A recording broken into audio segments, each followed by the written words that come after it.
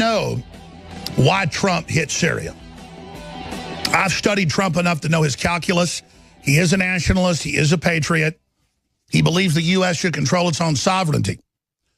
But that doesn't mean he won't use the globalist infrastructure to carry out operations he thinks are for the greater good of the United States and the planet.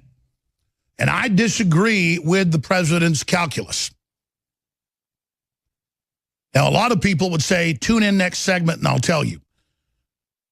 But I've laid out a lot of questions here because I want to get people thinking. But I know why this happened.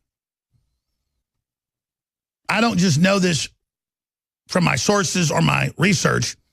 I know it from watching what happened with Trump last year and watching everything else he does, how he creates uncertainty, how he creates concern, mystique. 1 year ago, almost to the day, he struck with 59 cruise missiles a Russian airbase in Syria with no evidence that they'd launched a chemical attack. And then I said, this is about getting North Korea to the negotiating table. Well, it brought North Korea to the negotiating table, and now I told you 2 months ago, before it was even announced, that North Korea had already agreed to the basic terms of denuclearization and a unification with South Korea within a decade, and that he would be meeting with Trump. I got that from high-level sources. And over a month later, word for word what I told you came out. Now, this information I don't just get from sources because they're not even exactly sure what's going on, but I know. This is about total uncertainty to Russia, total uncertainty to Syria, but more importantly, to China and North Korea, to have Mattis come out and say, we don't have any evidence, it'll take weeks to find out who's behind it.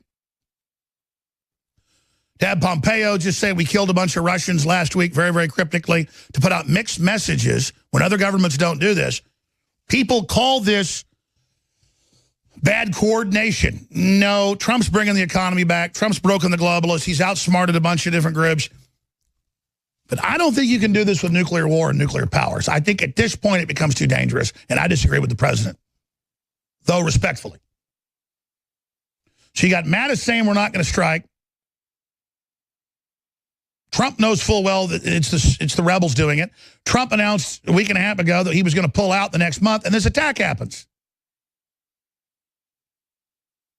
Now, I know for a fact Trump blocked McMaster for a year wanting to take out Assad. And Trump told me they weren't planning to take out Assad. And Trump then later days after I told you that was in Bloomberg that he'd said no boots on the ground.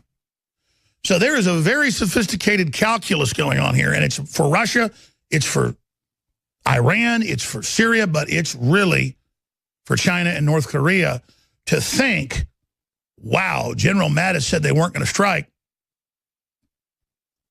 And then hours later they do. That means the president isn't listening to anybody.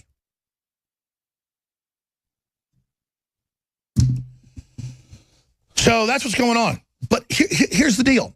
Even if it makes China and others sit up and pay attention, it makes North Korea roll over, you don't blame Assad and their regime that's fought so hard against al-Qaeda and ISIS and radical jihad, and that's a doorway to Europe. When they have all those other enemies who are trying to bring down Syria, who are Israel, and I'm not Israel's enemy, but they are enemy with Syria going way back to Assad's dad. And you've got Turkey that's out of control and Erdogan pressuring us to do this. This is all about Trump having cake and eating it too.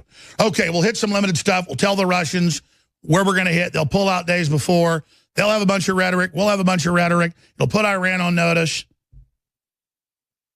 It'll put North Korea on notice, and they'll roll over harder. But you got a tiger by the tail there. You're playing with fire.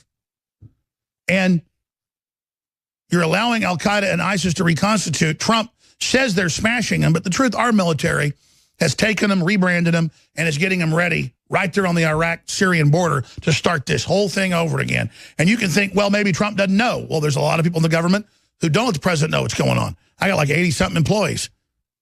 I can't keep track of it. But still, at a rhetorical level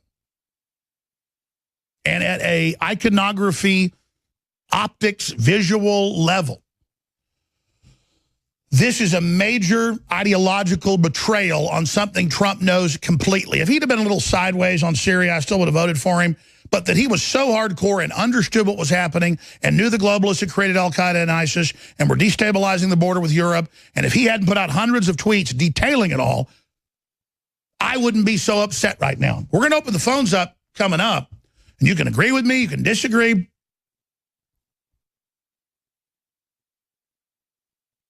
But I'd say 80% of people who are conservatives, Christians, or libertarians agree with me on YouTube, Facebook, Twitter, Infowars.com. 20% don't. But, man, out of liberals, they're just like, let's nuke, let's kill Assad, you traitor Jones. Or let's kill Putin, let's have war.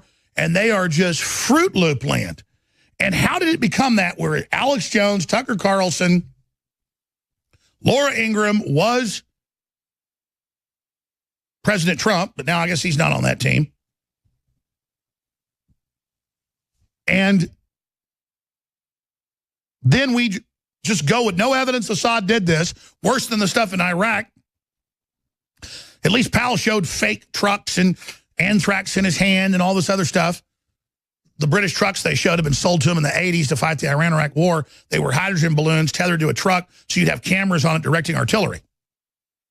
They said that was an anthrax machine. It was all lies.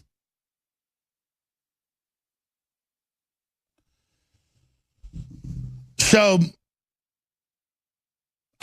I'm very decisive when it comes to issues, Second Amendment, property rights, Christianity, you name it. But when it comes to this, I get the world's a mess. I get there's different powers. I get there's different structures. It's geopolitical. And I'm glad Trump's getting Saudi Arabia to stop funding the globalists and, you know, getting them to stop funding jihadis they claim. But this is really about putting Saudi Arabia in charge in Syria. And it's a fundamental, off-the-rails change from what the president said he was going to do, and we're allying with bad people. Even if it sends a message to North Korea. I get all that. You know, people out there that look at the geopolitics, they go, Jones, you just don't get the larger ramifications of the region and what the message it sends. No, I get it all. The world's complex and out of control because we've got Machiavellians playing games. If you deal from a directness, chivalry, strength, honor, courage, will, historically, that's what creates civilization. All of this backstabbing and sneaking around and double dealing and duplicitous stuff is what you get out of inbred, mentally ill populations. And I'm sad for Islamic nations from Indonesia to Iraq to Pakistan. Muslims are 1 billion, 300 million people, but they account every year for 1/2 the deformities in the world. Pakistanis are less than 1% of the British population. They're 36%, 37% of the deformities because they marry their sisters and cousins and all the rest of it. And I want them to stop that, just like the British royalty stopped doing it. But there's a lot of mental illness. And you've got the Islamic view, the Arab view of the enemy of my enemy is my friend. This is all mental illness. And it's never going to stop, and it's never going to go away until people stop inbreeding. We have to wall it all off like you wall off rattlesnakes.